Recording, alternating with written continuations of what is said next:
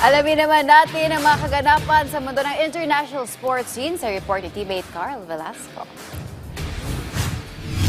Balik hardcourt na ang ilan sa mga koponan sa National Basketball Association o NBA sa pagbubukas ng 2025 to 2026 season nito. Nito lamang Miyerkules sa unang matchup ng Wednesday doubleheader, naging dikdikan ng laban ng reigning NBA champions na Oklahoma City Thunder at bagong bihis na Houston Rockets, kung saan maagang nag-init si Rocket star center Alperen Sengun matapos ang ilang back-to-the-basket plays. Hindi naman nagpahuli si superstar forward Kevin Durant na gumawa ng 14 puntos bago ang halftime.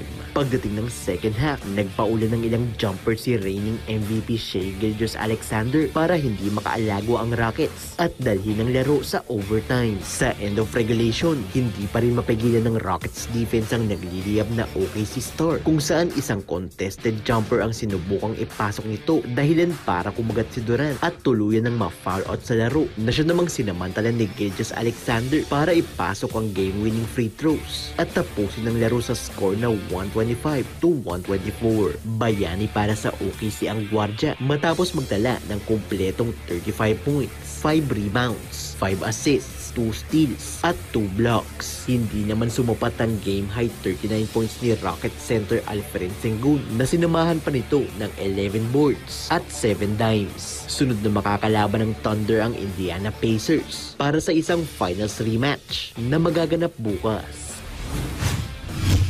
Sa balitang baseball naman, balik Fall Classic ang Canadian team na Toronto Blue Jays matapos ang halos 3 dekadang World Series drought na huli pa nitong nakamtan noong 1993. Yan ay matapos ungusan ng Birds ang Seattle Mariners sa Game 7 ng American League Championship Series. Nitong nakaraang Martes, unang kumamada ng home run ng Mariners center fielder na si Julio Rodriguez dahilan para mabasag ang deadlock sa 3rd inning. Sa 5th inning naman, lumipad patungong deep right field ang bola matapos itong tamaan ni Seattle center Kyle Raleigh para sa isa pang homer ng Mariners. Ngunit pagdating ng 7th inning, kumamada ng isang game-winning home run si Toronto right fielder George Springer para tuluyan na nilang makuha ang kalamangan at ang kampyonato sa American League. Dahil sa panalo, nakatakdang makasagupa ng Toronto ang Los Angeles Dodgers sa darating na October 25 na gaganapin sa bahay ng Blue Jays na Rogers Center sa bansang Canada.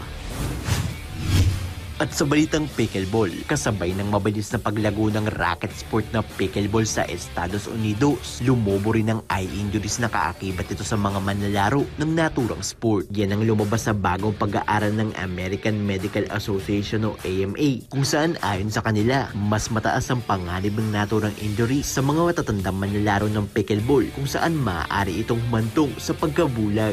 Tinatayang bumalo na sa 1,262 pickleball-related eye injuries ang naitala ayon sa JAMA Ophthalmology ng AMA, kung saan ang ilan dito ay maaaring magbunga ng malubhang pinsala tulad ng retinal detachment, hyphema o ang pamumuo ng dugo sa harapan ng mata na maaaring mauwi sa permanenteng pagkawala ng paningin at bali sa mga butong bumubuo sa eye socket. Bagamat maliit lang ang bilang ng mga kaso kumpara sa humigit kumulang 20 milyong Amerikanong patuloy na naglalaro ng pickleball, nakakabahala pa rin ito para sa 70% ng matatandang manlalaro ng naturang racket sport. Nagbigay naman ng payo ang may akda ng naturang pag-aaral na si Dr. Choi sa mga pickleball players, kung saan pinayuhan niya itong magsuot ng protective eyewear upang maiwasan ng karagdagang injuries sa mata at iba pang bahagi ng muka. Carl Velasco para sa Pambansang TV sa Bagong Pilipinas.